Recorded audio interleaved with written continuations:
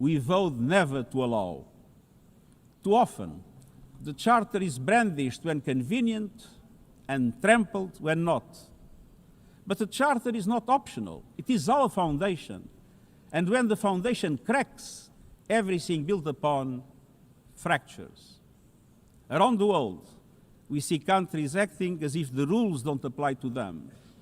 We see humans treated as less than human, and we must call it out. Impunity is the mother of chaos, and it has spawned some of the most atrocious conflicts of our times. In Sudan, civilians are being slaughtered, starved, and silenced. Women and girls face unspeakable violence. There is no military solution. I urge all parties, including those in this hall, end the external support that is fueling this bloodshed.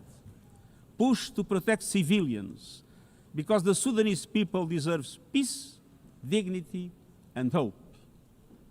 In Ukraine, relentless violence continues to kill civilians, destroy civilian infrastructure, and threaten global peace and security. I commend recent diplomatic efforts by the United States and others.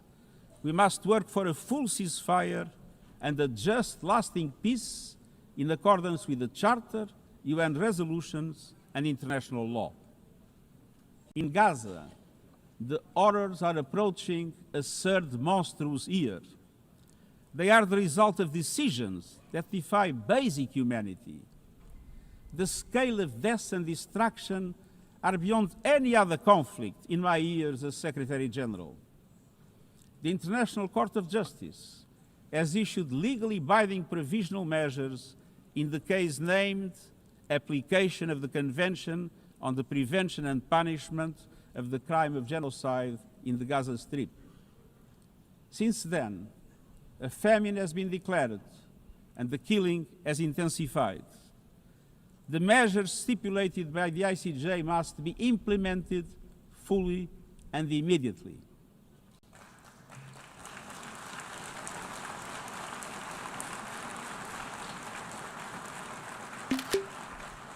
Nothing can justify the horrific Hamas terror attacks of October 7 and the taking of hostages, both of which I have repeatedly condemned.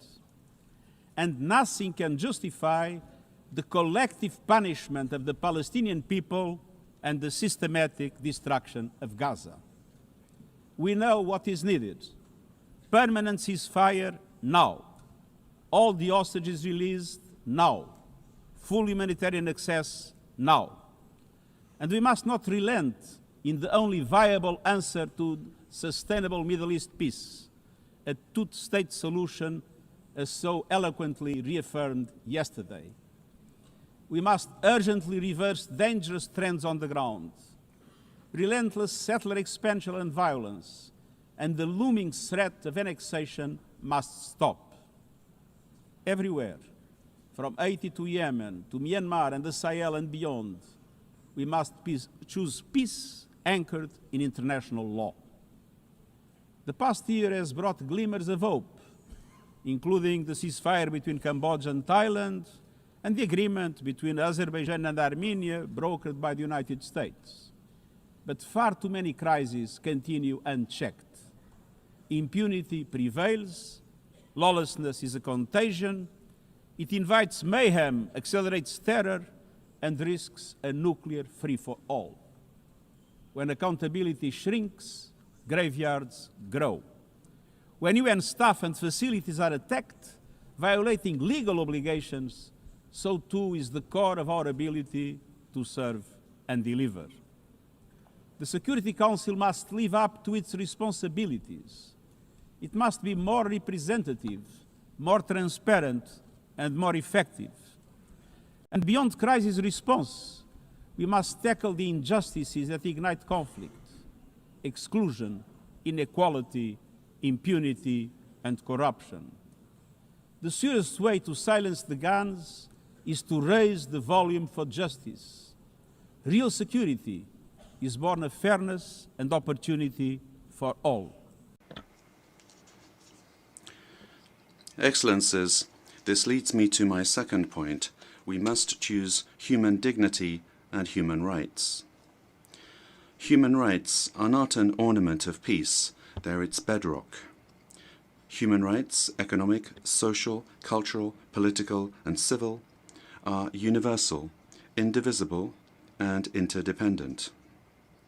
Choosing rights means more than words. It means choosing justice over silence.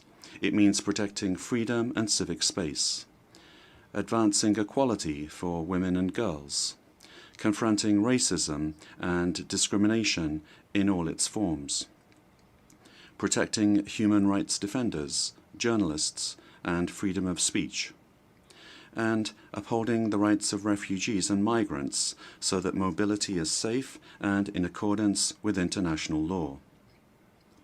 Human rights are a daily battle, online and offline. They require political will. But dignity is not only about the protection of rights. It is about rights fulfilled through inclusive and resilient development. Rights that put an end to poverty and hunger.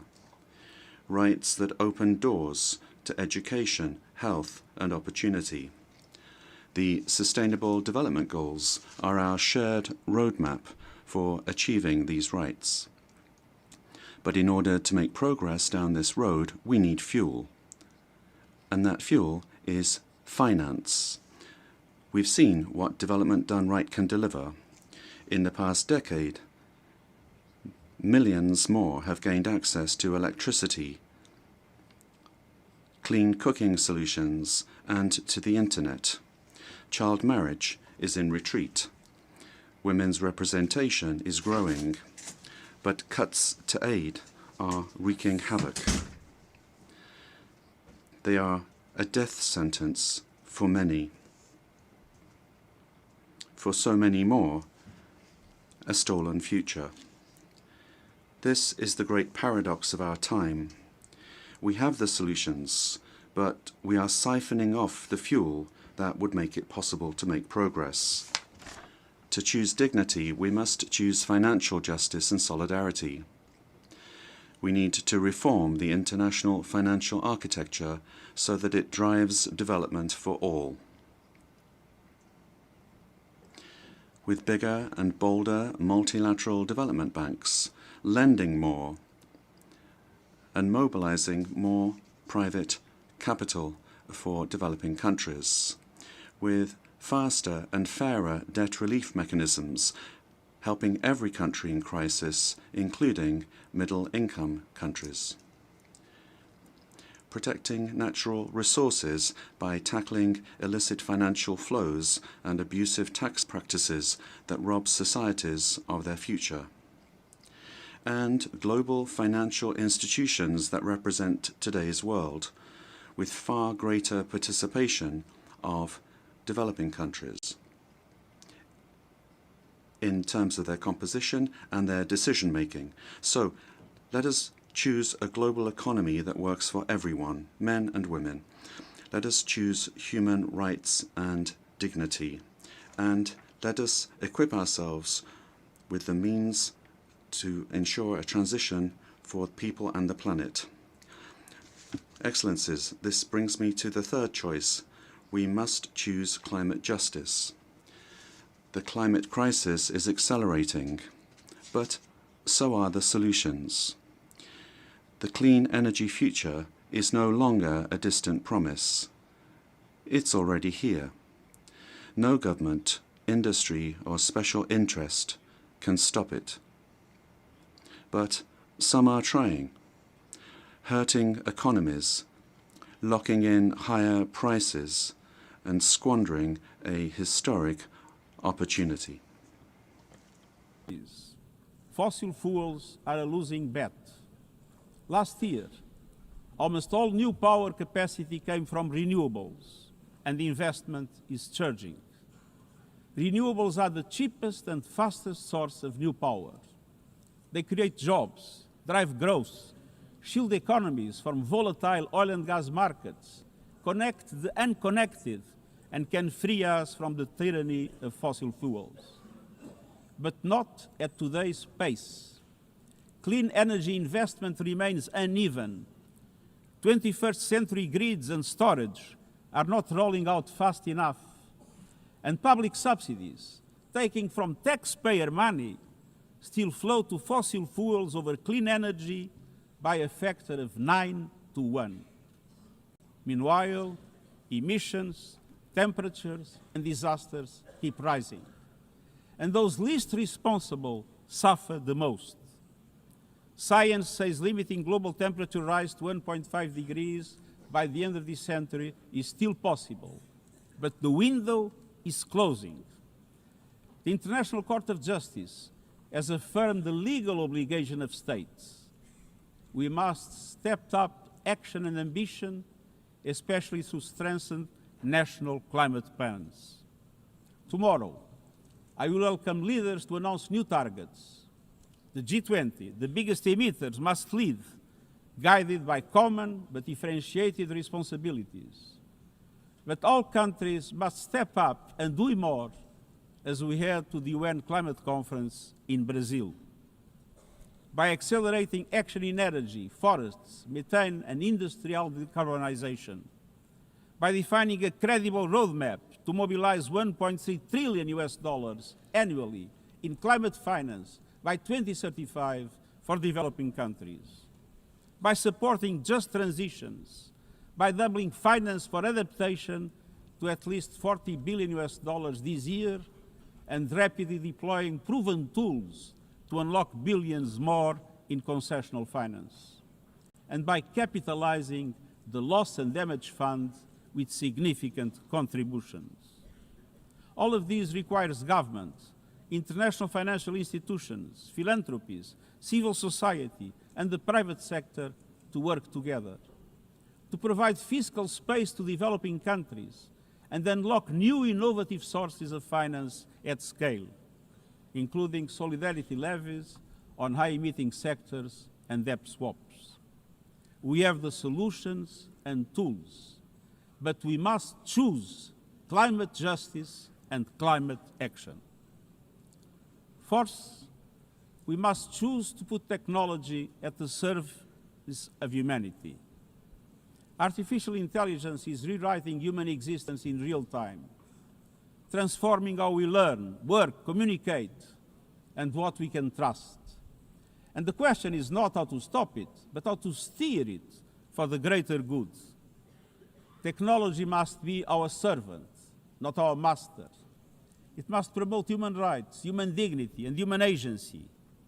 Yet today, AI's advancement in outpacing regulation and responsibility and is concentrated in a few hands. And the risks are expanding to new frontiers, from biotech to autonomous weapons. We are witnessing the rise of tools for mass surveillance, mass social control, mass disruption, and even mass destruction. Tools that can drain energy, strain ecosystems, and intensify the race for critical minerals, potentially stoking instability and conflict. Yet, these technologies remain largely ungoverned. We need universal guardrails and common standards across platforms. No company should be above the law. No machines should decide who lives or dies. No system should be deployed without transparency, safety, and accountability. Last month, this Assembly took a historic step, establishing an independent international scientific panel on AI and an annual global dialogue on AI governance. Two new pillars of a shared architecture, connecting science with policy to bring clarity and foresight, enabling innovation to flourish while advancing our values and our rights, and ensuring governments, companies, and civil society can help shape common norms. We must build on these mechanisms and close the capacity gap. All countries must be able to design and develop AI, not just to consume it. I have proposed voluntary financing options to build AI computing power, data, and skills in developing nations. No country should be locked out of the digital future or locked into systems it cannot shape or trust. And governments must lead with vision, and companies must act with responsibility. And we, the international community, must ensure that technology lifts up humanity. So let us choose cooperation over fragmentation, ethics over expediency, and transparency over opacity. Technology will not wait for us, but we can still choose what it serves. So let us choose wisely. Fifth and finally, to meet all these goals, we must choose to strengthen the United Nations for the 21st century. The forces shaking our world are also testing the foundations of the United Nations system.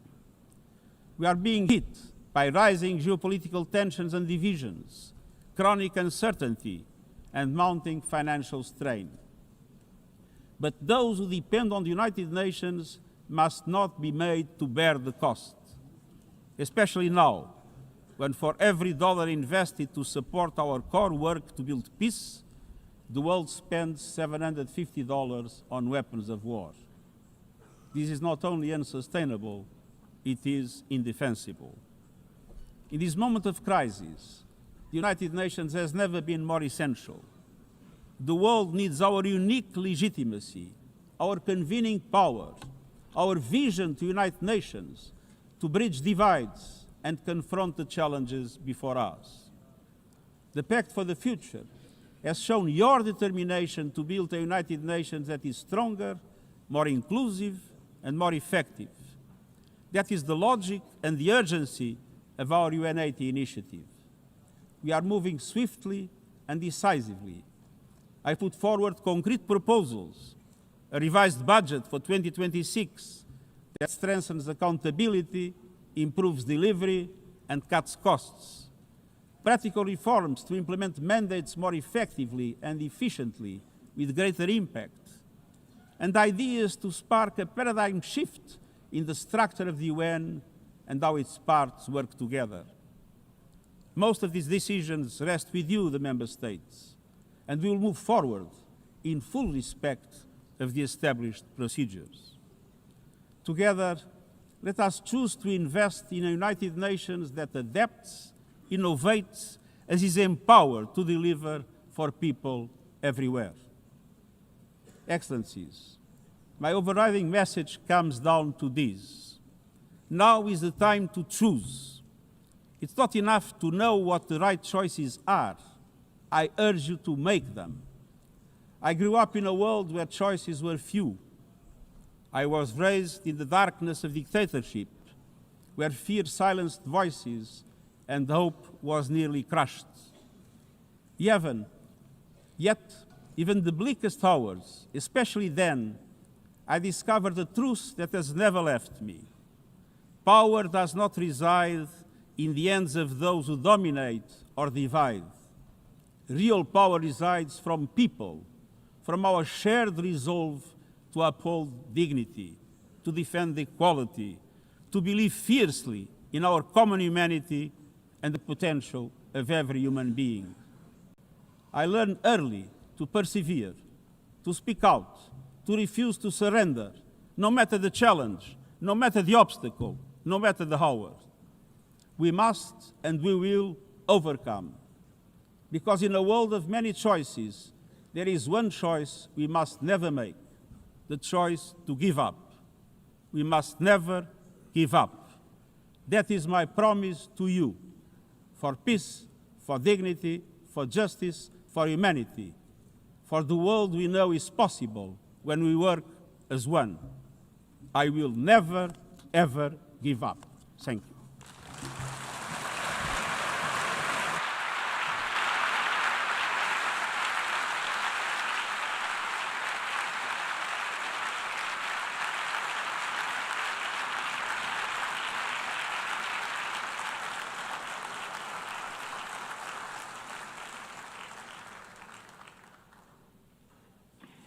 I thank the Secretary General. The Assembly will now turn to agenda item 8, entitled General Debate.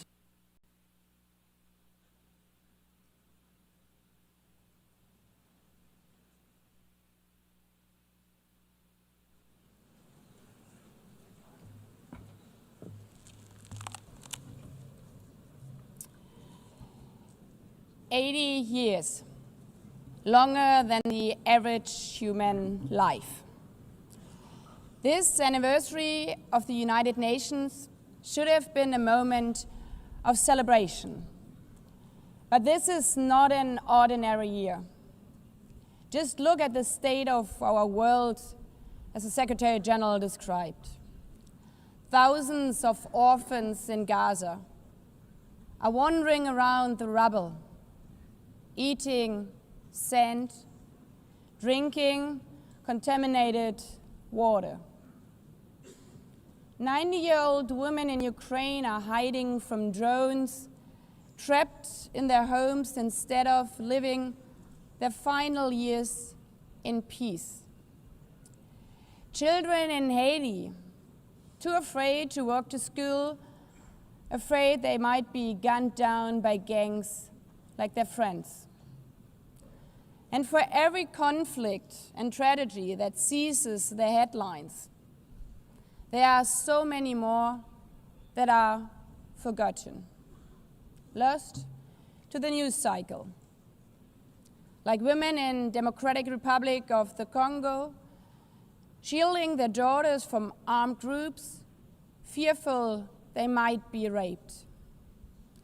And Rohingya children, spending their whole childhood in tattered tents, unable to remember what their home looks like. Faced with these realities, now is not the time to celebrate, but to ask ourselves, where is the United Nations?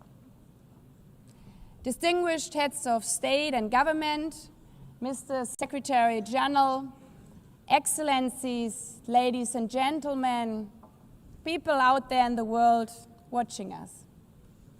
Clearly, we have to do better.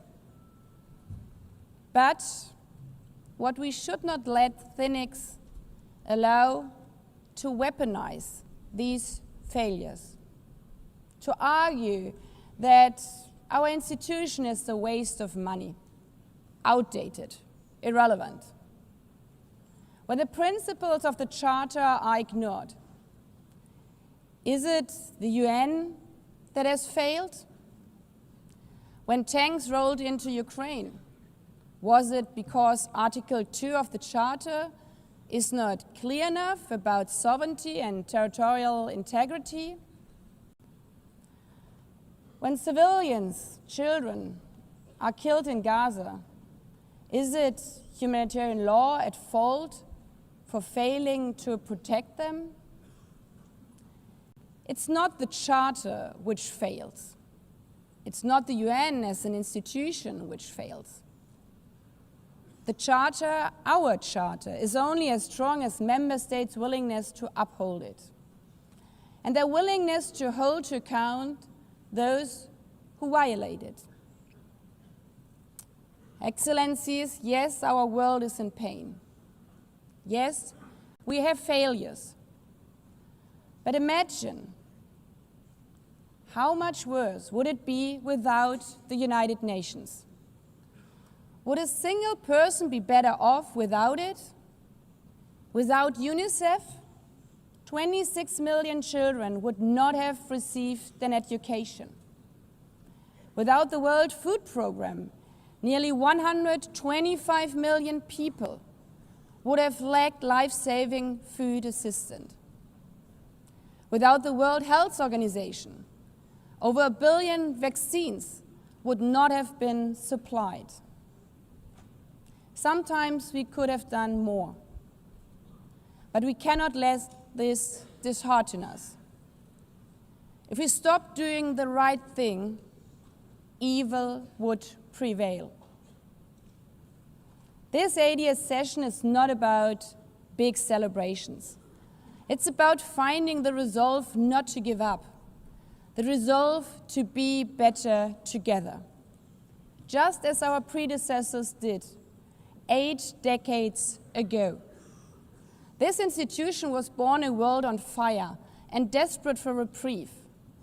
750 million, nearly a third of humanity back then, still under colonial rule. 2 world wars in a generation, 70 million dead. The horrors of the Holocaust revealed to our collective shame. This was a generation that knew almost nothing but suffering and despair. The signing of the Charter in 1945 gave hope to millions, gave us a North Star that guided our path from the ashes of war, helped guide nations from colonial rule into independent states, helped end apartheid. Across the decades, the United Nations has been a compass pointing toward peace, humanity, and justice.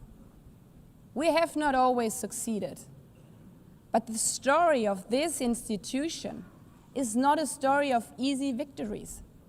It's a story of falling and rising, of pulling ourselves and each other back up and trying harder. We gather here for the 80th time, not for empty celebration, not out of ritual, not to hear our own voices. We gather to prove that this institution matters, and that through this institution, every nation represented here, no matter how big or small, can summon again the strength and unity first shown in San Francisco 80 years ago. The courage and resolve of world leaders, who even while some called them back then naive, believed they could build a better world from the wreckage of the old. They showed then what true leadership is. It's not about imposing your will or putting others down. True leadership is about lifting others up, not out of altruism, but for our mutual benefit, and even out of our self-interest. Because as our founders and every architect of peace since then has understood, helping others is what makes ultimately our own countries stronger. Could any state have faced the global pandemic alone? The virus did not have any passport. We were only able to solve it at the end with the support of the World Health Organization. The climate crisis does not stop at borders. CO2 emissions anywhere affect people everywhere. Even the wealthiest cities in the world cannot shield themselves from wildfires. And imagine coming here by plane. How safe would you feel to step into the next airplane if there were no International Civil Aviation Organization anymore, which is responsible for setting safety regulations for 5 billion passengers each year? How comfortable would you be with your children using the internet while AI is uncontrolled and unchecked, as the lines between what is real and fake start to blur? In this globalized, digitalized world, we work together or we suffer alone. Excellencies, the theme of this milestone session and the high-level week is therefore better together. 80 years and more for peace, development, and human rights. Will living up to that be easy? No. But this hall was not built for easy times. It was built to come together to confront the hardest topics. This session is a session where the high-level week is about resolving differences. We showed some of it yesterday already. But even the house of dialogue and diplomacy needs a renovation. That is why the UN80 initiative and the wider reform process are not luxuries, but necessities. We are literally now at a crossroads, a make it or break it moment, politically, financially. Therefore, we have to deliver a United Nations that is agile, cost-effective, and fit for purpose. Member States have to give the Secretary General and this process their full support, because reform cannot stop in New York. It must carry through to every capital. That includes delivering the Pact for the Future and accelerating progress on the Sustainable Development Goals. Again, this is not about charity. It's about addressing the core purposes of this institution, about strengthening our foundations across all three pillars: peace and security, human rights, and sustainable development. They are inseparable. Leaving hundreds of millions trapped in extreme poverty, vulnerable to crisis, and denied their human rights is not only a moral failure, it's a recipe for global unrest, terrorism, and a tragic waste of humanity's greatest resource, its people. Put it simply, without the SDGs, there cannot be lasting peace. Excellencies, our future as an institution will also be shaped by the selection of the next Secretary General. And here we must pause and reflect. In nearly 80 years, this organization has never chosen a woman for that role. One might wonder how out of 4 billion potential candidates, there could not be found a single one. Of course,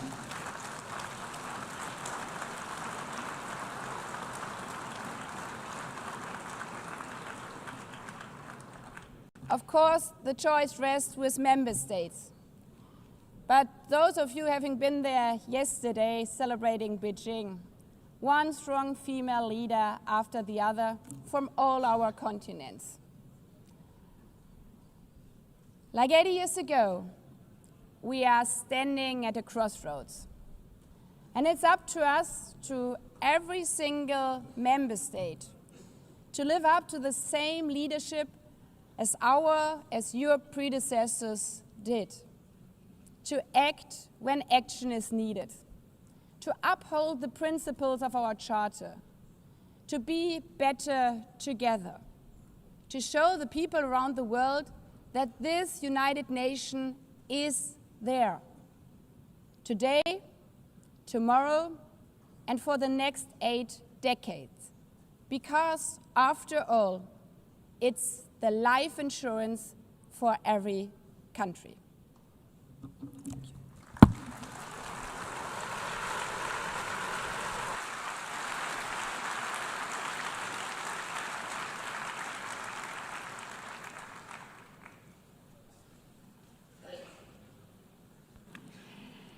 Before giving the floor to the first speaker for this morning, I would like to remind member states that the list of speakers for the general debate has been established on the agreed basis that statements should be no longer than 15 minutes to enable all the speakers to be heard at a given meeting.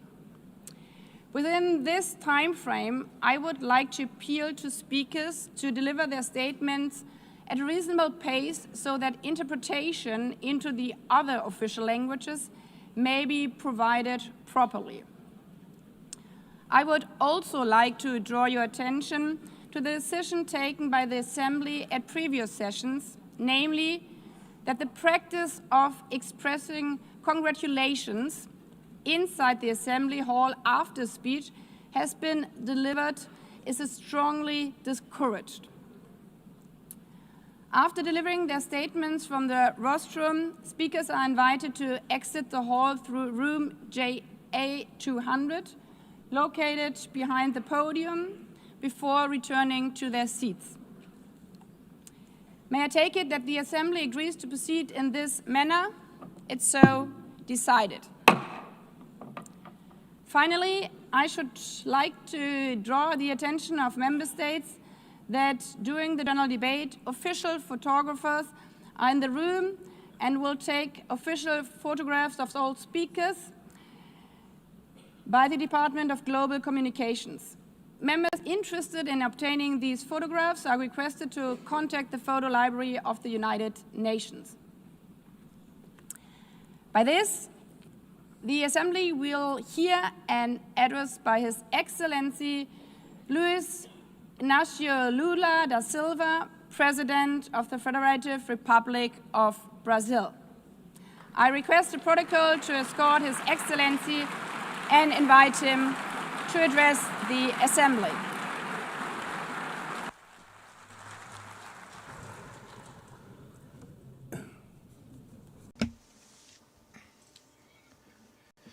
Madam President of the General Assembly, Annalena Baerbock, Mr. Secretary General Antonio Guterres, dear heads of state and government, and representatives of the member states gathered here. This should be a time to celebrate the United Nations. Created at the end of the war, the UN symbolizes the highest expression of the aspiration for peace and prosperity. Today, however, the ideals that inspired its founders in San Francisco are under threat as never before in their history. Multilateralism is at a new crossroads. The organization's authority is in check. We are witnessing the consolidation of an international order marked by repeated concessions to power play. Attacks on sovereignty, arbitrary sanctions, and unilateral interventions are becoming the rule. There is a clear parallel between the multilateralism crisis and the weakening of democracy. Authoritarianism is strengthened when we fail to act in the face of arbitrary acts, when the international society falters in defending peace, sovereignty, and the rule of law. The consequences are tragic. Throughout the world, anti-democratic forces are trying to subjugate institutions and stifle freedoms. They worship violence, praise ignorance, act as physical and digital militias, and restrict the press. Even under an unprecedented attack, Brazil chose to resist and defend its democracy, regained 40 years ago by its people after 2 decades of dictatorial governments. There is no justification for unilateral and arbitrary measures against our institutions and our economy. The aggression against the independence of the judiciary branch of power is unacceptable. This interference in domestic affairs is aided by a subservient far right who is nostalgic of past hegemonies. False patriots plan and publicly promote actions against Brazil. Peace cannot be achieved with impunity. A few days ago, and for the first time in 525 years of our history, a former head of state was convicted of attacking the democratic rule of law. He was investigated, indicted, trialed, and held accountable for his actions in a meticulous process. He has the right to defend himself was secured, a prerogative that dictatorships deny to their victims. Before the eyes of the world, Brazil sent a message to all aspiring autocrats and those who support them. Our democracy, our sovereignty are non-negotiable.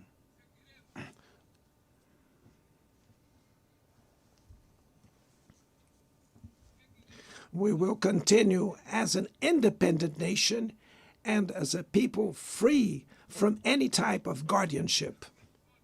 Sound democracies go beyond the electoral ritual. Its strength presupposes the reduction of inequalities, the guarantee of the most basic rights: food, safety, work, housing, education, and health. Democracy fails when women earn less than men or die at the hands of partners and family members. It loses when it closes its doors and blames migrants for the world's ills. Poverty is as much an enemy of democracy as extremism. Therefore, we were proud to receive confirmation from FAO that Brazil has once again left the hunger map in this year, 2025. But in the world, there are still 670 million hungry people, and about 2.3 billion face food insecurity. The only war of which everyone can emerge victorious is the one we wage against hunger and poverty. This is the goal of the global alliance we launched at the G20 and which has the support of 103 countries. The international community needs to revise its priorities, reduce arms spending, and increase development aid. Relieve the service of the foreign debt of the poorest countries, above all African nations, and set minimum global tax standards so that the super rich pay more taxes than workers.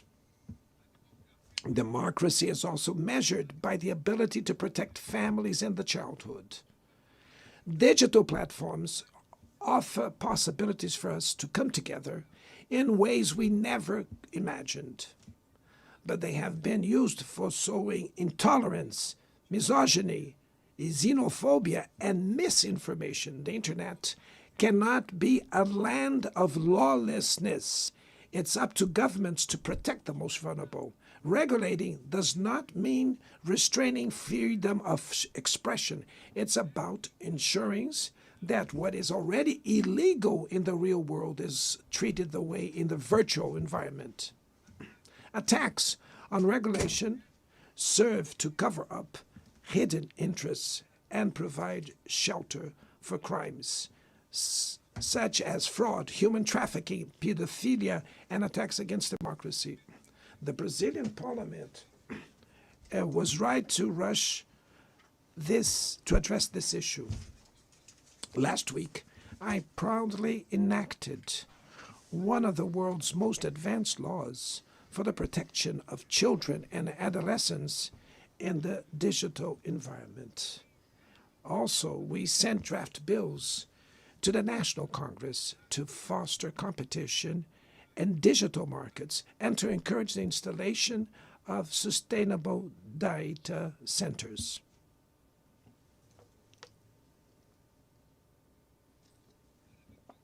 To mitigate the risks of artificial intelligence, we are committed to building multilateral governance in line with the Global Digital Compact that was approved in this plenary last year.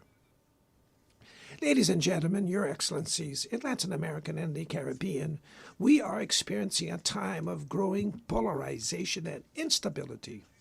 Maintaining the region as a zone of peace is and was our priority.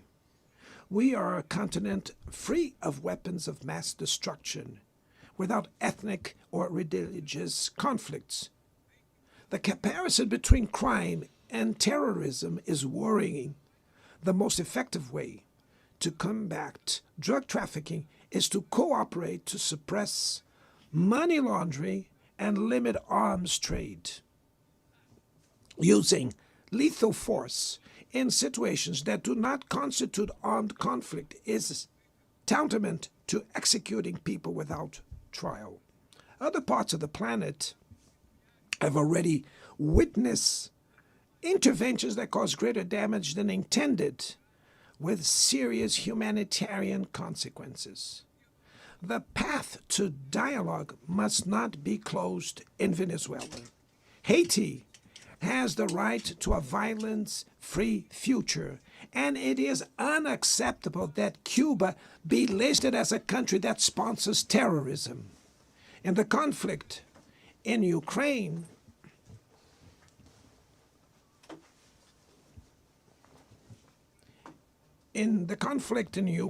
we all already know that there will be no military solution. The recent meeting in Alaska raised hopes for a negotiated way out. It's necessary to pave the way for a realistic solution.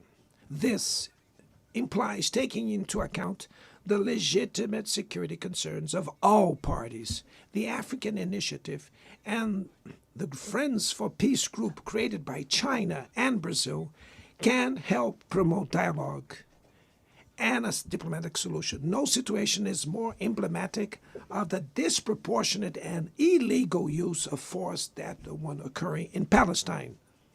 The terrorist attacks perpetrated by Hamas are indefensible from any angle, but nothing, absolutely nothing, justifies the ongoing genocide in Gaza.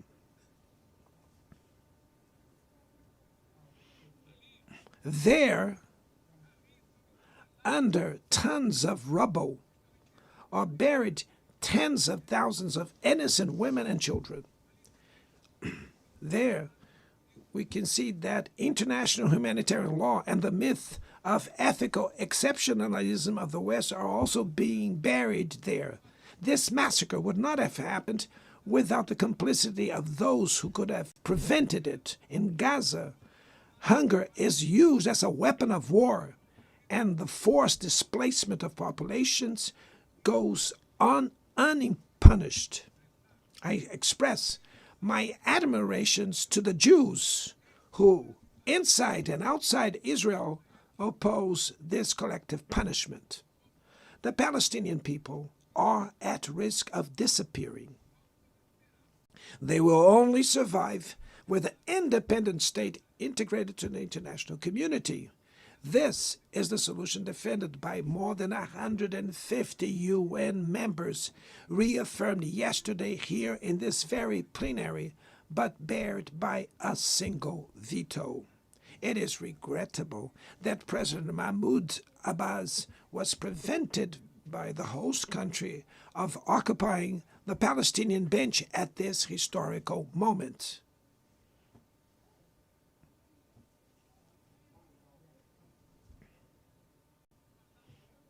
The spread of this conflict to Lebanon, Syria, Iran, Qatar is fueling an unprecedented arms build-up. Madam President, bombs and nuclear weapons will not protect us from the climate crisis. The year of 24 was the warmest already registered. COP30 in the city of Belém, Brazil, will the cope of truth. It will be the time for world leaders to prove the seriousness of their commitment to the planet. Without a complete picture of the NDC's nationally determined contributions, we were walking blindfolded towards the abyss. Brazil has committed to reducing its emissions by 59% and 67%, covering all greenhouse gases and all sectors of the economy. Developing nations face climate change while grappling with other challenges. Meanwhile, rich countries enjoy a standard of living reached at the expense of 200 years of greenhouse gas emissions, demanding greater ambition and greater access to resources and technology. It's not a matter of charity, but of justice. The race for critical minerals essential for energy transition cannot reproduce the predatory and asymmetrical logic that has characterized recent centuries. In Belém City, the world will learn about the reality of the Amazon. Brazil has already reduced deforestation by half in the region in the last 2 years. Eradicating it requires ensuring decent living conditions for its millions of inhabitants. Promoting sustainable development is the objective of the Tropical Forest Forever facility, which Brazil intends to launch to compensate countries that keep their forests standing. But the time has come to move from the negotiation phase to the implementation stage. The world owes a lot to the regime created by the Climate Convention. Climate change needs to be brought to the heart of the UN so that it gets the attention it deserves. A council linked to the General Assembly with the power and legitimacy to monitor commitments provide coherence to climate action. This is a fundamental step towards a broader reform of the organization, which would also include an expanded Security Council in the 2 member categories. Few areas have worsened as much as the multilateral trading system.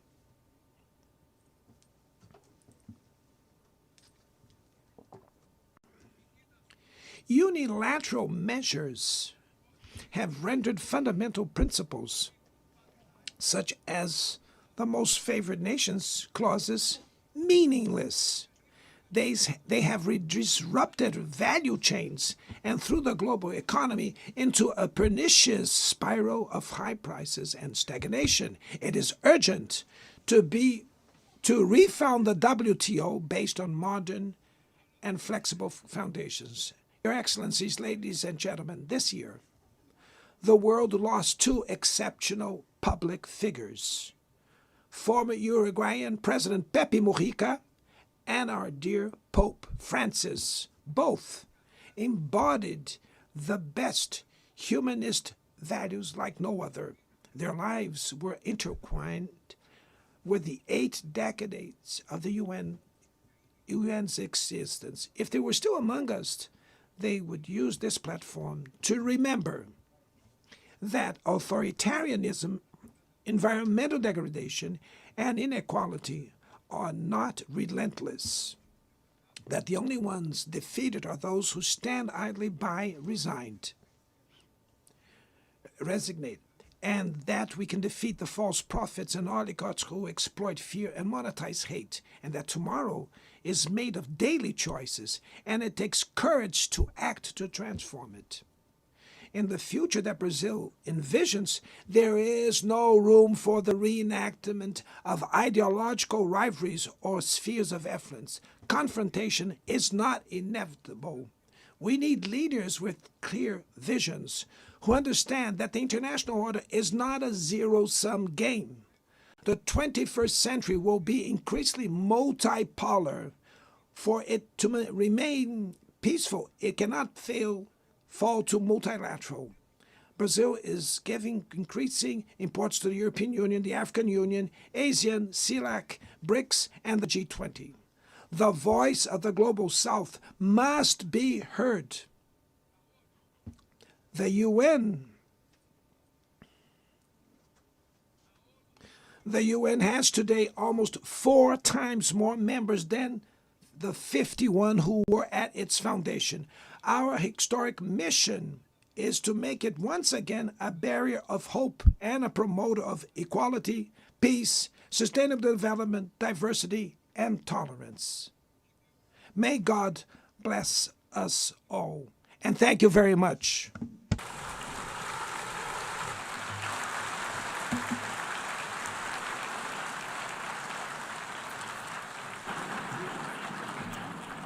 On behalf of the Assembly, I wish to thank the President of the Federative Republic of Brazil,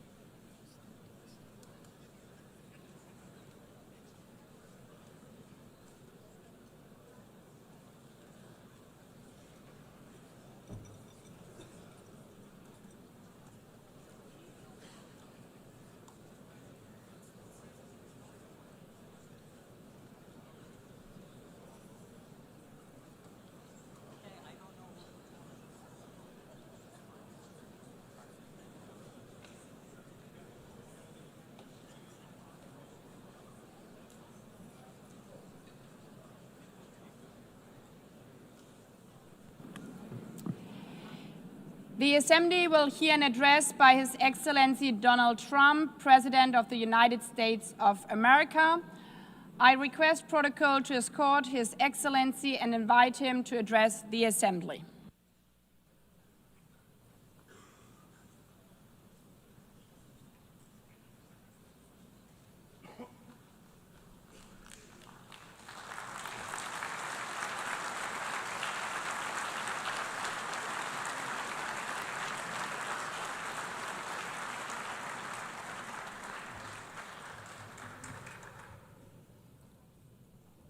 Thank you very much. Very much appreciated.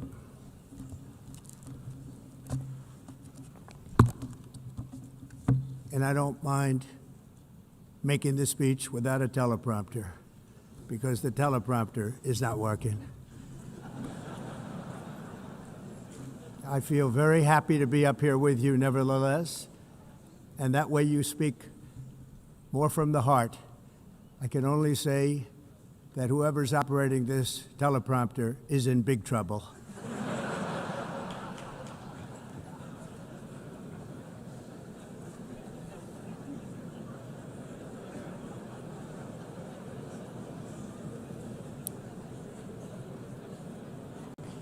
Hello, Madam First Lady.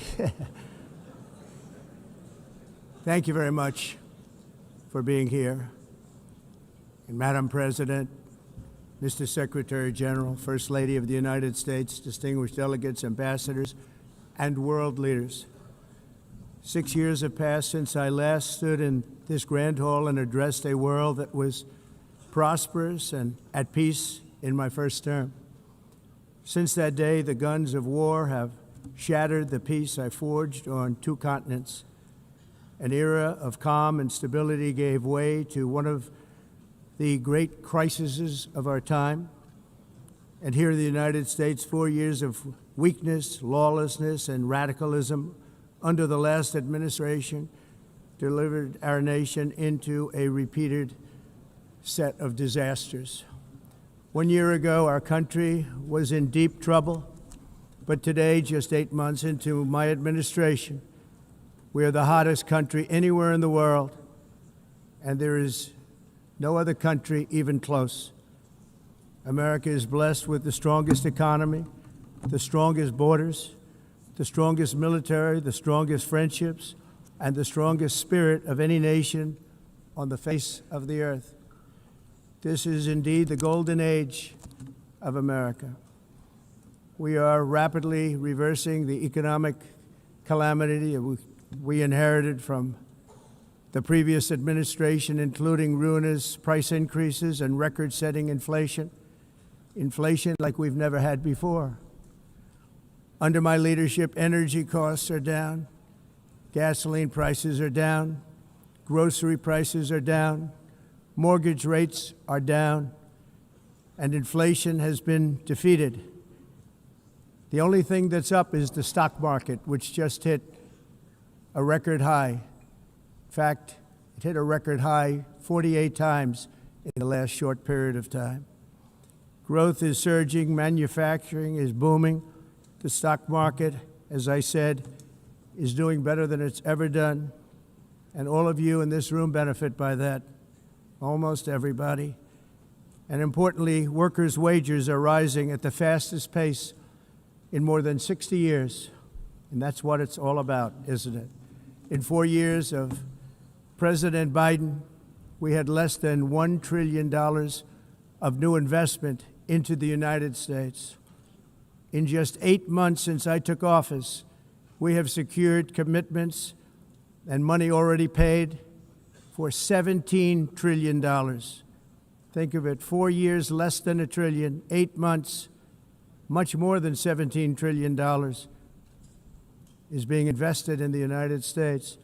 And it's now pouring in from all parts of the world. We've implemented the largest tax cuts in American history and the largest regulation cuts in American history, making this once and again the best country on earth to do business. And many of the people in this room are investing in America, and it's turned out to be an awfully good investment during this 8-month period. In my first term, I built the greatest economy in the history of the world. We had the best economy ever, history of the world. And I'm doing the same thing again, but this time it's actually much bigger and even better. The numbers far surpass my record-setting first term. On our southern border, we have successfully repelled a colossal invasion, and for the last 4 months, and that's 4 months in a row, the number of illegal aliens admitted and entering our country has been 0. Hard to believe, because if you look back just a year ago, it was millions and millions of people pouring in from all over the world, from prisons. Our message is very simple. If you come illegally into the United States, you're going to jail, or you're going back to where you came from, or perhaps even further than that. You know what that means. I want to thank the country of El Salvador for the successful and professional job they've done in receiving and jailing so many criminals that entered our country. And it was under the previous administration that the number became record-setting, and they're all being taken out. We have no choice. And other countries have no choice, because other countries are in the exact same situation with immigration. It's destroying your country, and you have to do something about it. On the world stage, America is respected again like it has never been respected before. You think about 2 years ago, 3 years ago, 4 years ago, or 1 year ago, we were a laughingstock all over the world. At the NATO summit in June, virtually all NATO members formally committed to increase defense spending, at my request, from 2% to 5% of GDP, making our alliance far stronger and more powerful than it was ever before. In May, I traveled to the Middle East to visit my friends and rebuild our partnerships in the Gulf and those valued relationships with Saudi Arabia, Qatar, and the UAE, and other countries are now, I believe, closer than ever before. My administration has negotiated one historic trade deal after another, including with the United Kingdom, the European Union, Japan, South Korea, Vietnam, Indonesia, the Philippines, Malaysia, and many, many others. Likewise, in a period of just 7 months, I have ended 7 unendable wars. They said they were unendable. You're never going to get them solved. Some were going for 31 years, 2 of them, 31, think of it, 31 years. One was 36 years. One was 28 years. I ended 7 wars.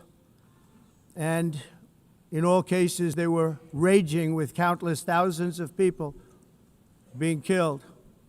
This includes Cambodia and Thailand, Kosovo and Serbia, the Congo and Rwanda, a vicious, violent war that was, Pakistan and India, Israel and Iran, Egypt and Ethiopia, and Armenia and Azerbaijan. It included all of them. No president or prime minister, and for that matter, no other country has ever done anything close to that. And I did it in just 7 months. It's never happened before. There's never been anything like that. I'm very honored to have done it. It's too bad that I had to do these things instead of the United Nations doing them. And sadly, in all cases, the United Nations did not even try to help in any of them. I ended 7 wars, dealt with the leaders of each and every one of these countries, and never even received a phone call from the United Nations offering to help in finalizing the deal. All I got from the United Nations was an escalator that on the way up stopped right in the middle. If the First Lady wasn't in great shape, she would have fallen, but she's in great shape. We're both in good shape. We both stood. And then a teleprompter that didn't work. These are the 2 things I got from the United Nations, a bad escalator and a bad teleprompter. Thank you very much. And by the way, it's working now. It just went on. Thank you. I think I should just do it the other way. It's easier. Thank you very much. I didn't think of it at the time because I was too busy working to save millions of lives. That is the saving and stopping of these wars. But later I realized that the United Nations wasn't there for us. They weren't there. I thought of it really after the fact, not during these negotiations, which were not easy. That being the case, what is the purpose of the United Nations? The UN has such tremendous potential. I've always said it. It has such tremendous, tremendous potential, but it's not even coming close to living up to that potential. For the most part, at least for now, all they seem to do is write a really strongly worded letter and then never follow that letter up. It's empty words, and empty words don't solve war. The only thing that solves war and wars is action. Now, after ending all of these wars and also earlier negotiating the Abraham Accords, which is a very big thing for which our country received no credit, never receives credit. Everyone says that I should get the Nobel Peace Prize for each one of these achievements. But for me, the real prize will be the sons and daughters who live to grow up with their mothers and fathers, because millions of people are no longer being killed in endless and unglorious wars. What I care about is not winning prizes, it's saving lives. We saved millions and millions of lives with the 7 wars. And we have others that we're working on, and you know that. Many years ago, a very successful real estate developer in New York, known as Donald J. Trump, I bid on the renovation and rebuilding of this very United Nations complex. I remember it so well. I said at the time that I would do it for $500 million, rebuilding everything. It would be beautiful. I used to talk about, I'm going to give you marble floors. They're going to give you terrazzo. I'm going to give you the best of everything. You're going to have mahogany walls. They're going to give you plastic. But they decided to go in another direction, which was much more expensive at the time, and which actually produced a far inferior product. And I realized that they did not know what they were doing when it came to construction, and that their building concepts were so wrong, and the product that they were proposing to build was so bad and so costly. It was going to cost them a fortune. And I said, and wait till you see the overruns. Well, I turned out to be right. They had massive cost overruns and spent between $2 and $4 billion on the building and did not even get the marble floors that I promised them. You walk on terrazzo. Do you notice that? As far as I'm concerned, frankly, looking at the building and getting stuck on the escalator, they still haven't finished the job.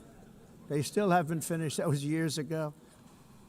The project was so corrupt that Congress actually asked me to testify before them on the tremendous waste of money, because it turned out that they had no idea what it was, but they knew it was anywhere between $2 and $4 billion as opposed to $500 million with a guarantee.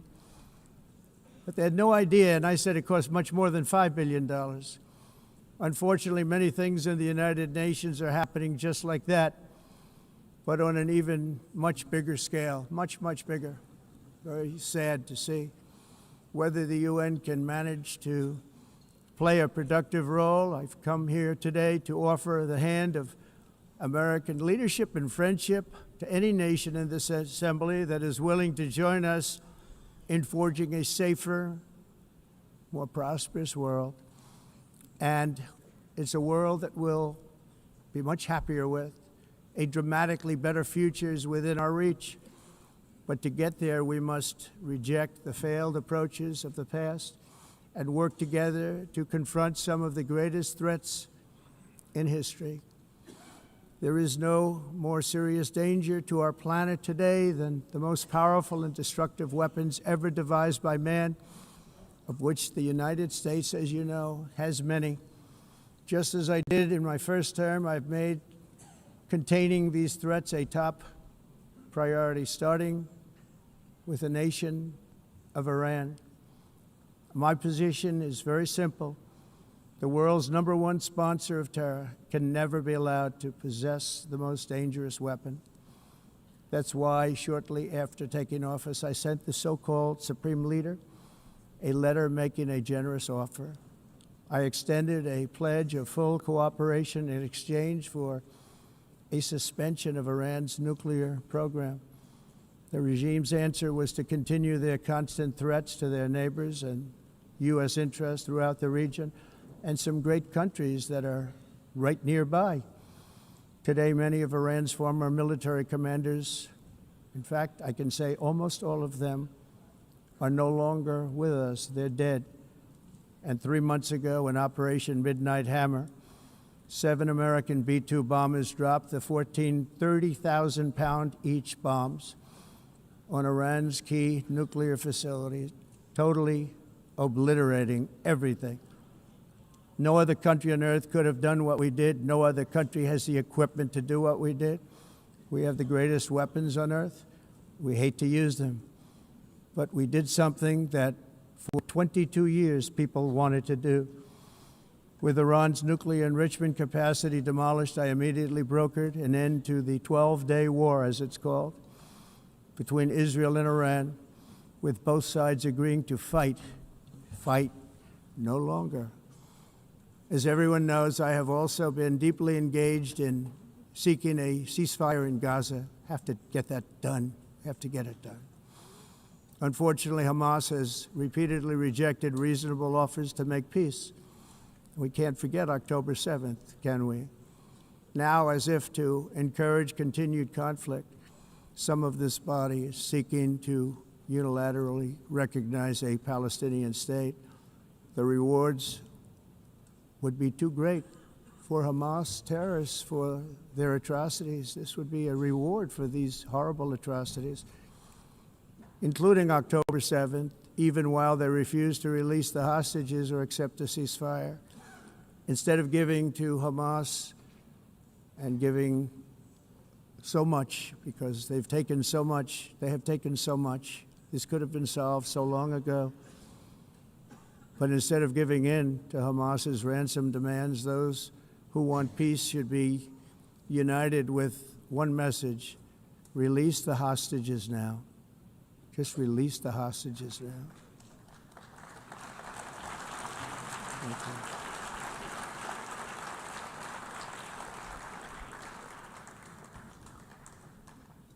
Thank you.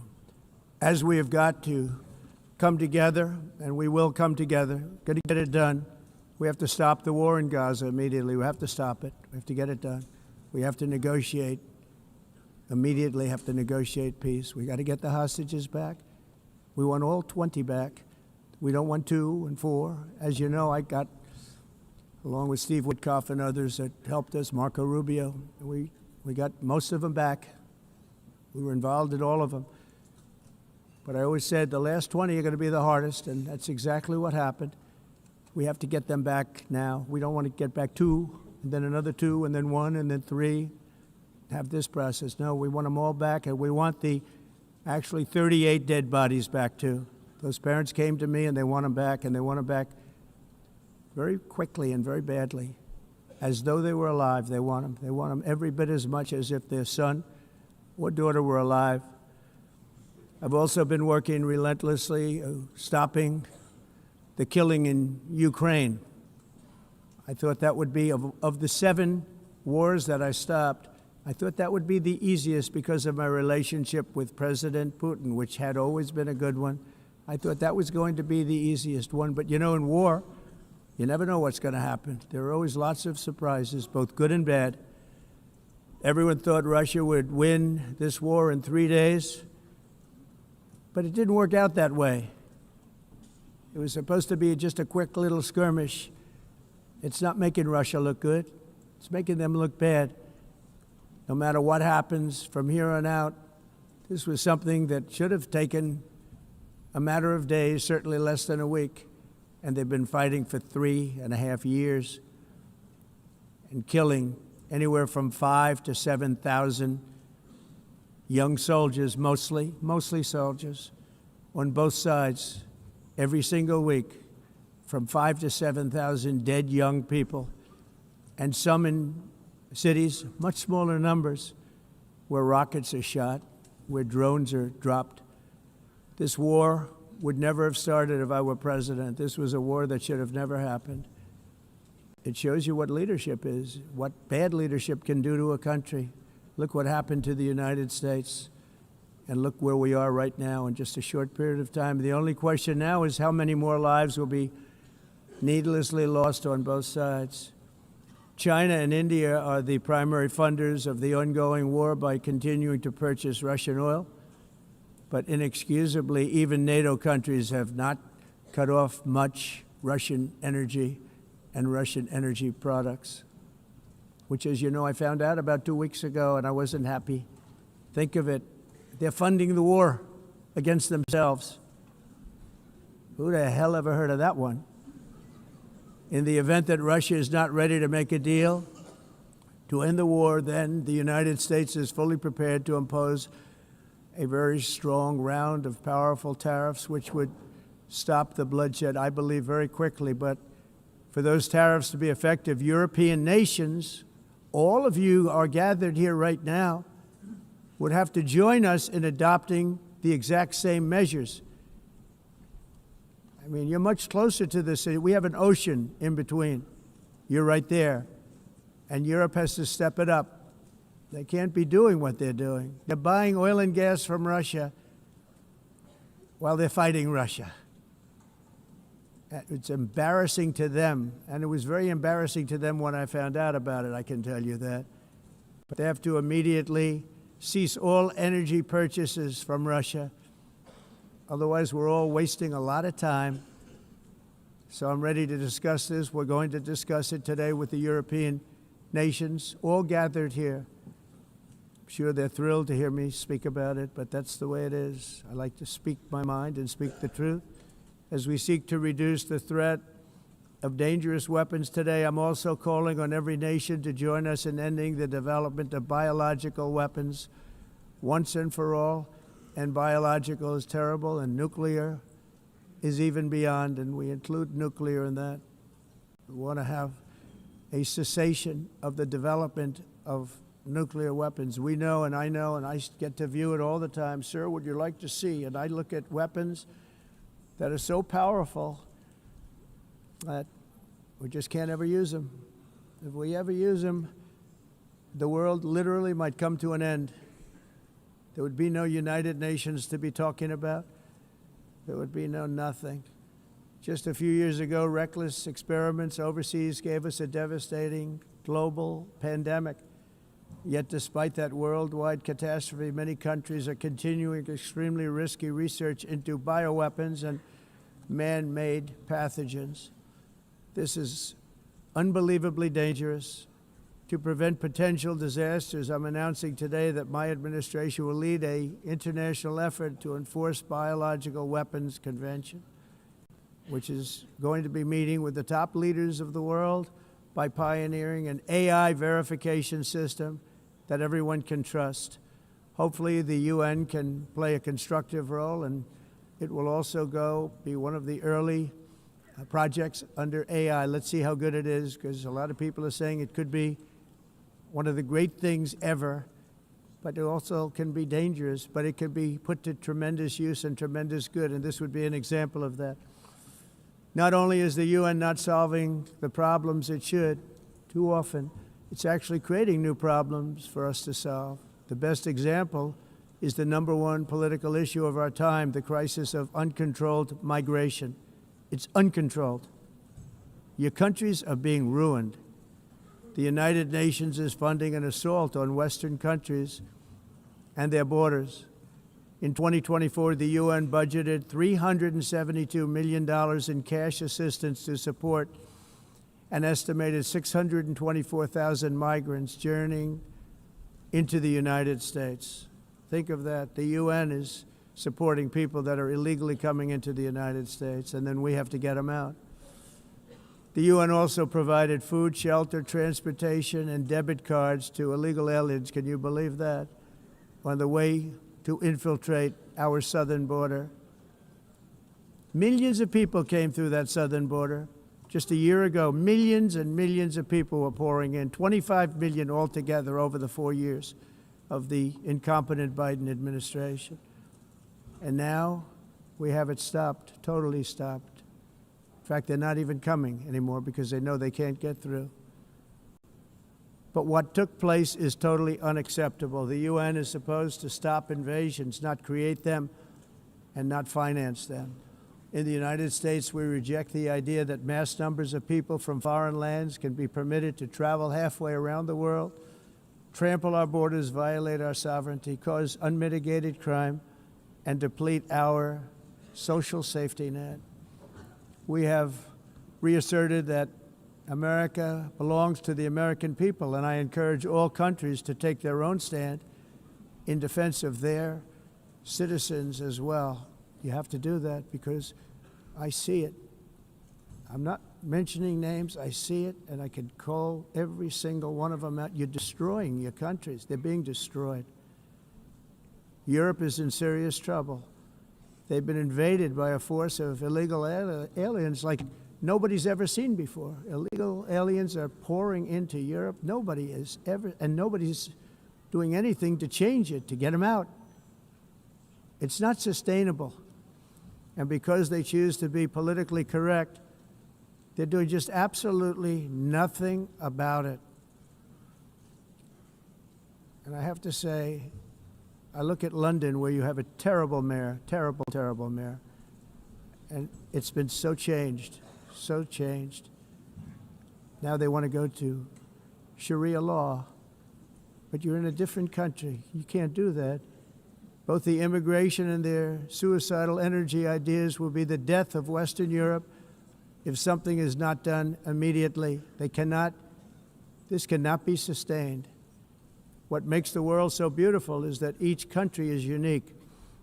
But to stay this way, every sovereign nation must have the right to control their own borders. You have the right to control your borders, as we do now, and to limit the sheer numbers of migrants entering their countries and paid for by the people of that nation that were there and that built that particular nation at the time.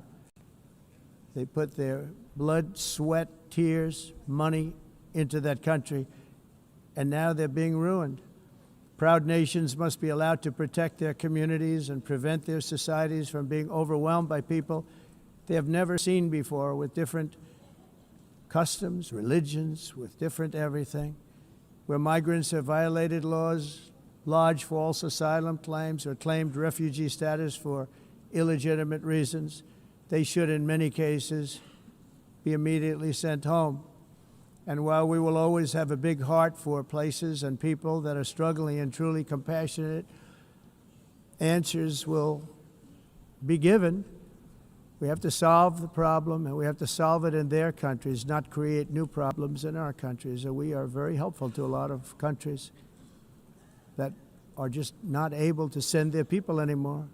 They used to send them to us in caravans of 25,000, 30,000 people each.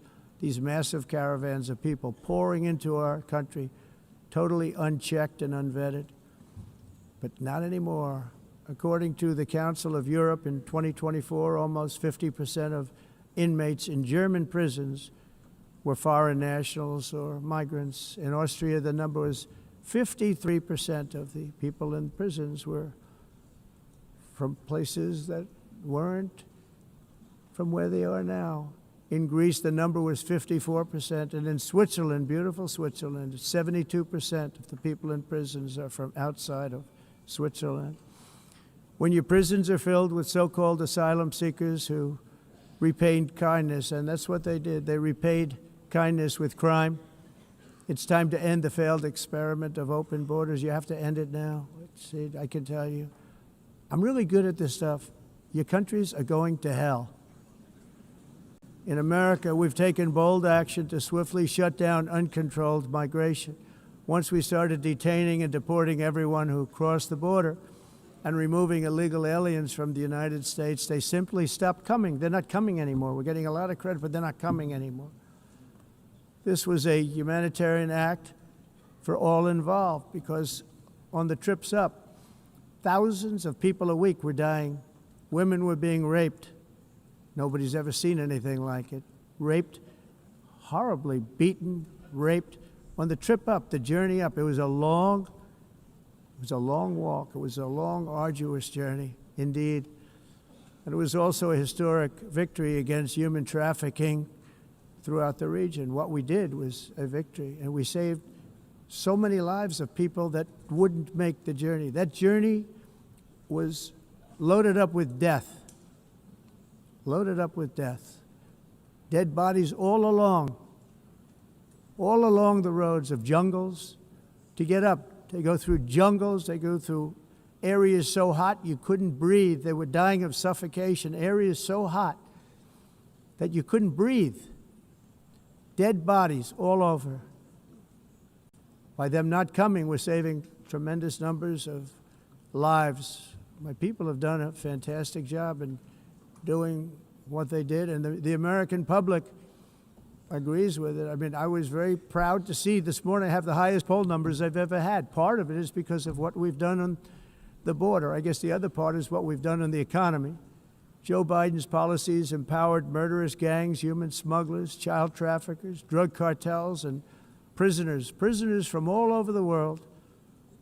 The previous administration also lost nearly 300,000 children. Think of that. They lost more than 300,000 children, little children, who were trafficked into the United States on the Biden watch, many of whom have been raped, exploited, and abused, and sold. Sold. Nobody talks about that. The fake news doesn't write about it. With many others, young children who are missing or dead. And we found a lot of these children, and we're sending them back, and we've been sending them back to their parents. They said, nobody knows who they are. They said, where do you come from? And they'll give us a country, and we'll find out, and we'll figure it out, and we'll bring them back to their homes. And the mother and father rush to the door, and their tears in their eyes. They can't believe that they're seeing their son or daughter, their little son or daughter again. We've done almost 30,000 of them so far. Any system that results in the mass trafficking of children is inherently evil. Yet that is exactly what the globalist migration agenda has done, and it's what it's all about. In America, those days, as you know, are over. The Trump administration is working, and we are continuing to work to track down the villains that are causing this problem, and also, as I said, to get back the 30,000 we've already returned. Now I think we're going to have another. We're going to find a lot. You're not going to find all of them. 300, more than 300,000. They're lost or they're dead. They're lost or they're dead because of the animals that did this. To protect our citizens, I've also designated multiple savage drug cartels as far as and you see this, and you see it happening right before your eyes. Let's put it this way. People don't like taking big loads of drugs in boats anymore. There aren't too many boats that are traveling on the seas by Venezuela. They tend not to want to travel very quickly anymore. And we've virtually stopped drugs coming into our country by sea. We call them the water drugs. They kill hundreds of thousands of people. I've also designated multiple savage drug cartels as far as foreign terrorist organizations, along with two bloodthirsty transnational gangs, probably the worst gangs anywhere in the world, MS-13 and Tren de Aragua. Tren de Aragua is from Venezuela, by the way. Such organizations torture, maim, mutilate, and murder with impunity. They're the enemies of all humanity. For this reason, we've recently begun using the supreme power of the United States military to destroy Venezuelan terrorists and trafficking networks led by Nicolas Maduro. To every terrorist thug smuggling poisonous drugs into the United States of America, please be warned that we will blow you out of existence. That's what we're doing. We have no choice. Can't let it happen. They're destroying. I believe we lost 300,000 people last year to drugs, 300,000. Fentanyl and other drugs. Each boat that we sink carries drugs that would kill more than 25,000 Americans. We will not let that happen. Energy is another area where the United States is now thriving like never before. We're getting rid of the falsely named renewables. By the way, they're a joke. They don't work. They're too expensive. They're not strong enough to fire up the plants that you need to make your country great. The wind doesn't blow. Those big windmills are so pathetic and so bad, so expensive to operate. And they have to be rebuilt all the time, and they start to rust and rot. Most expensive energy ever conceived, and it's actually energy. You're supposed to make money with energy, not lose money. You lose money, the governments have to subsidize. You can't put them out without massive subsidies.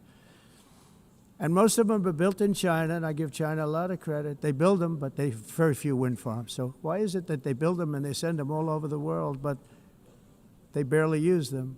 You know what they use? Coal. They use gas. They use almost anything, but they don't like wind.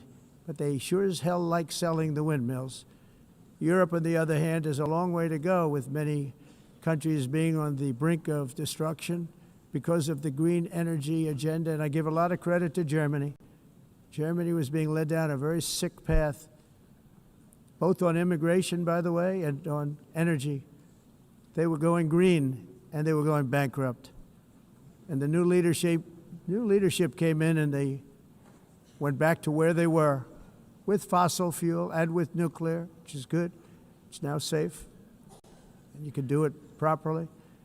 But they went back to where they were, and they opened up a lot of different plants, energy-producing plants, and they're doing well. I give Germany a lot of credit for that.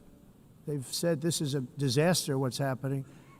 They were going all green. All green is all bankrupt. That's what it represents. And it's not politically correct. I'll be very badly criticized for saying it, but I'm here to tell the truth. I don't care. It doesn't matter to me. I'm in New York City. I'm feeling a lot safer. Crime, we're getting crime down. And by the way, speaking of crime, Washington, D.C. Washington, D.C. was the crime capital of America. Now it's after 12 days, it's a totally safe city. Everyone's going out to dinner. They're going out to restaurants. Your wife can walk down the middle of the street with or without you. Nothing's going to happen. My people have done a fantastic job. And yes, I called in the National Guard, and the National Guard took care of business. And they weren't politically correct, but they took care of business. We got 1,700 career criminals out, brought them back to where they came from, the countries where they came from, or put them in jails. Washington, D.C. is now a totally safe city again, and I welcome you to come. In fact, we'll have dinner together at a local restaurant, and we'll be able to walk. We don't have to go by an armor-plated vehicle. We'll walk right over there from the White House. They've given up their powerful edge, a lot of the countries that we're talking about, in oil and gas, such as essentially closing the great North Sea oil. Oh, the North Sea, I know it so well. Aberdeen was the oil capital of Europe, and there's tremendous oil that hasn't been found in the North Sea, tremendous oil. And I was with the Prime Minister I respect and like a lot, and I said, you're sitting with the greatest asset. They essentially closed it by making it so highly taxed that no developer, no oil company can go there. They have tremendous oil left, and more importantly, they have tremendous oil that hasn't even been found yet. And what a tremendous asset for the United Kingdom. And I hope the Prime Minister is listening, because I told it to him 3 days in a row. That's all he heard. North Sea oil, North Sea, because I want to see them do well. I want to stop seeing them ruining that beautiful Scottish and English countryside with windmills and massive solar panels that go 7 miles by 7 miles, taking away farmland. But we're not letting this happen in America. In 1982, the executive director of the United Nations Environmental Program predicted that by the year 2000, climate change would cause a global catastrophe. He said that it will be irreversible, as any nuclear holocaust would be. This is what they said at the United Nations. What happened? Here we are. Another UN official stated in 1989 that within a decade, entire nations could be wiped off the map by global warming. Not happening. You know, it used to be global cooling. If you look back Years ago in the 1920s and the 1930s, they said, global cooling will kill the world. We have to do something. Then they said global warming will kill the world. But then it started getting cooler, so now they could just call it climate change, because that way they can't miss. It's climate change. Because if it goes higher or lower, whatever the hell happens, there's climate change. It's the greatest con job ever perpetrated on the world, in my opinion. Climate change, no matter what happens, you're involved in that. No more global warming, no more global cooling. All of these predictions made by the United Nations and many others, often for bad reasons, were wrong. They were made by stupid people that have cost their countries fortunes and given those same countries no chance for success. If you don't get away from this green scam, your country is going to fail. And I'm really good at predicting things, you know. They actually said during the campaign, they had a hat, the best-selling hat. Trump was right about everything. And I don't say that in a braggadocious way, but it's true. I've been right about everything.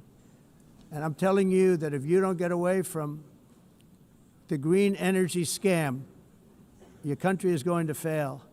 And if you don't stop people that you've never seen before, that you have nothing in common with, your country is going to fail. I'm the President of the United States, but I worry about Europe. I love Europe. I love the people of Europe. And I hate to see it being devastated by energy and immigration. This double-tailed monster destroys everything in its wake, and they cannot let that happen any longer. You're doing it because you want to be nice. You want to be politically correct, and you're destroying your heritage. They must take control strongly and immediately of the unmitigated immigration disaster and the fake energy catastrophe before it's too late. The carbon footprint is a hoax made up by people with evil intentions, and they're heading down a path of total destruction. You know, the carbon footprint, it was a big, big thing a few years ago. I remember hearing about the carbon footprint, and then President Obama would get into Air Force One, a massive Boeing 747, and not a new one, an old one with old engines that spew everything into the atmosphere. He'd talk about the carbon footprint, we must do so. Then he'd get in and he'd fly from Washington to Hawaii to play a round of golf. And then he'd get back onto that big, beautiful plane and he'd fly back and he'd talk about, again, global warming and the carbon footprint. It's a con job. At extreme cost and expense, Europe reduced its own carbon footprint by 37%. Think of that. Congratulations, Europe. Great job. You cost yourself a lot of jobs, a lot of factories closed, but you reduced the carbon footprint by 37%. However, for all of that sacrifice and much more, it's been totally wiped out and then some by a global increase of 54%. Much of it coming from China and other countries that are thriving around China, which now produces more CO2 than all the other developed nations in the world. So all of these countries are working so hard on the carbon footprint, which is nonsense, by the way. It's nonsense. You know, it's interesting. In the United States, we have still radicalized environmentalists, and they want the factories to stop. Everything should stop. No more cows. We don't want cows anymore. I guess they want to kill all the cows. They want to do things that are just unbelievable, and you have it too. But you know, we have a border, strong, and we have a shape, and that shape doesn't just go straight up. That shape is amorphous when it comes to the atmosphere. And if we had the most clean air, and I think we do, we have very clean air. We have the cleanest air we've had in many, many years. But the problem is that other countries, like China, which has air that's a little bit rough, it blows. And no matter what you're doing down here, the air up here tends to get very dirty because it comes in from other countries where their air isn't so clean. And the environmentalists refuse to acknowledge that. Same thing with garbage. In Asia, they dump much of their garbage right into the ocean. And over about a 1 week and 2 week journey, it flows right past Los Angeles. You've seen it.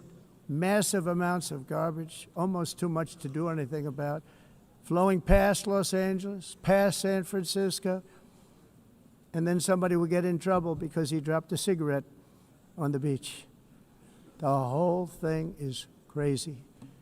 The primary effect of these brutal green energy policies has not been to help the environment, but to redistribute manufacturing and industrial activity from developed countries that follow the insane rules that are put down to polluting countries that break the rules and are making a fortune. They're making a fortune.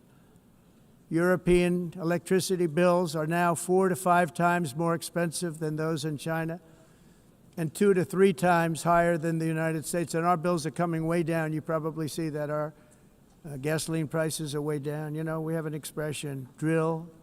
Nós reduzimos os custos de energia porque nós faremos, como a expressão, vamos fazer tudo isso, reduzir os custos de energia, e os custos diminuíram nos Estados Unidos. Common to see one. Por exemplo, se você olhar Electric costs nos países em approximately faturas de energia, 100 heat-related deaths. nós não aclimatizamos, mas nós nos Estados Unidos conseguimos usar eles e evitar aumento da temperatura, porque é muito caro também usar nada e ninguém usa Pretending to stop the global tudo isso. hoax. The A of asking mudança. industrialized nations, Esse agenda mundialista não tem nenhum sentido. entire societies must be rejected País and pre- it must be immediate. That's why in America I withdrew from the fake Paris Climate Accord, where, by the way, America was paying so much more than every country. Others weren't paying. China didn't have to pay until 2030. Russia was given an old standard that was easy to meet, a 1990 standard. But for the United States, we're supposed to pay like $1 trillion. And I said, this is another scam. The fact is, the United States has been taken advantage of by the world for many, many years, but not any longer, as you probably noticed. I unleashed massive energy production and signed historic executive orders to hunt for oil, but we don't have to do much hunting because we have the most oil of any nation anywhere, oil and gas in the world. And if you add coal, we have the most of any nation in the world. Clean, I call it clean, beautiful coal. You can do things today with coal that you couldn't have done 10 years ago, 15 years. So I have a little standing order in the White House. Never use the word coal, only use the words clean, beautiful coal. Sounds much better, doesn't it? But we stand ready to provide any country with abundant, affordable energy supplies if you need them, when most of you do. We're proudly exporting energy all over the world. We're now the largest exporter. In the United States, we want trade and robust commerce with all nations, everybody. We want to help nations. We're going to help nations. But it must also be fair and reciprocal. The challenge with trade is much the same with climate. The countries that followed the rules, all their factories have been plundered. It's really sad to watch. They've been broken. They've been broken by countries that broke the rules. That's why the United States is now applying tariffs to other countries, and much as these tariffs were for many years applied to us, uncontrollably applied to us. We've used tariffs as a defense mechanism under the Trump administration, including my first term, where hundreds of billions of dollars in tariffs were taken in. And by the way, we had the lowest inflation, and now we have very low inflation. The only thing different is that we have hundreds of billions of dollars flowing into our country. But this is how we will ensure that the system works for everyone and is sustainable into the future. We're also using tariffs to defend our sovereignty and security throughout the world, including against nations that have taken advantage of former U.S. administrations for decades, including the most corrupt, incompetent administration in history, the sleepy Joe Biden administration. Brazil now faces major tariffs in response to its unprecedented efforts to interfere in the rights and freedoms of our American citizens and others, with censorship, repression, weaponization, judicial corruption, and targeting of political critics in the United States. I have a little problem saying this because I must tell you, I was walking in and the leader of Brazil was walking out. We saw him and I saw him, he saw me, and we embraced. And then I'm saying, can you believe I'm going to be saying this in just 2 minutes? But we actually agreed that we would meet next week. We didn't have much time to talk, like about 20 seconds. They were in retrospect, I'm glad I waited because this thing didn't work out too well. But we did talk, we had a good talk, and we agreed to meet next week, if that's of interest. But he seemed like a very nice man, actually. He liked me, I liked him. But if you, and I only do business with people I like. When I don't like them, I don't like them. But we had, at least for about 39 seconds, we had excellent chemistry. It's a good sign. But also in the past, Brazil, can you believe this, unfairly tariffed our nation, but now because of our tariffs, we are hitting them back, and we're hitting them back very hard. As president, I will always defend our national sovereignty and the rights of American citizens. So I'm very sorry to say this, that Brazil is doing poorly and will continue to do poorly. They can only do well when they're working with us. Without us, they will fail, just as others have failed. It's true. Next year, the United States will celebrate the 250th anniversary of our glorious independence, a testament to enduring power and American freedom and spirit. We will also be proudly hosting the 2026 FIFA World Cup, and shortly thereafter, the 2028 Olympics, which is going to be very exciting. I hope you all come. I hope that countless people from all over the globe will take part of these will be great celebrations of liberty and human achievement, and that together we all can rejoice in the miracles of history that began in July 4th, 1776, when we founded the light to all nations. And it's something really that an amazing thing came out of that date. It's called the United States of America. In honor of this momentous anniversary, I hope that all countries who find inspiration in our example will join us in renewing our commitment, values, and those values, really, that we hold so dear. Together, let us defend free speech and free expression. Let us protect religious liberty, including for the most persecuted religion on the planet today. It's called Christianity. And let us safeguard our sovereignty and cherish qualities that have made each of our nations so special, incredible, and extraordinary. In closing, I just want to repeat that immigration and the high cost of so-called green renewable energy is destroying a large part of the free world and a large part of our planet. Countries that cherish freedom are fading fast because of their policies on these two subjects. You need strong borders and traditional energy sources if you are going to be great again.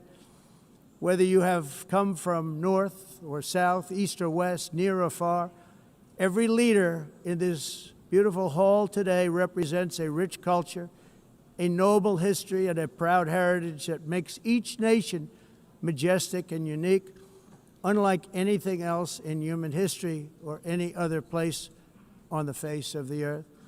From London to Lima, from Rome to Athens, from Paris to Seoul, from Cairo to Tokyo and Amsterdam to right here in New York City, we stand on the shoulders of the leaders and legends, generals and giants, heroes and titans who won and built our beloved nations, all of our nations, with their own courage, strength, spirit, and skill. Our ancestors climbed mountains, conquered oceans, crossed deserts, and trekked over wide open plains. They charged into thunderous battles, plunged into grave dangers, and they were soldiers and farmers and workers and warriors and explorers and patriots. They built towns into cities, tribes into kingdoms, ideas into industries, and small islands into mighty empires. You're a part of all of that. They were champions for their people who never gave up and who never, ever gave in. Their values defined our national identities. Their visions forged our magnificent destiny. Everybody in this room is a part of it in your own way. Each of us inherits the deeds and the myths, the triumphs, the legacies of our own heroes and founders who so bravely showed us the way. Our ancestors gave everything for homelands that they defended with pride, with sweat, with blood, with life, and with death. Now the righteous task of protecting the nations that they built belongs to each and every one of us. So together let us uphold our sacred duty to our people and to our citizens. Let us protect their borders, ensure their safety, preserve their cultures, treasure, and traditions, and fight, fight, fight for their precious dreams and their cherished freedoms. And in friendship and really a beautiful vision, let us all work together to build a bright, beautiful planet, a planet that we all share, a planet of peace and a world that is richer, better, and more beautiful than ever before. That can happen. It will happen. It will happen, and I hope it can happen and start right now, right at this moment. We'll turn it around. We're going to make our countries better, safer, more beautiful. We're going to take care of our people. Thank you very much. It's been an honor. God bless the nations of the world. Thank you very much. Bye.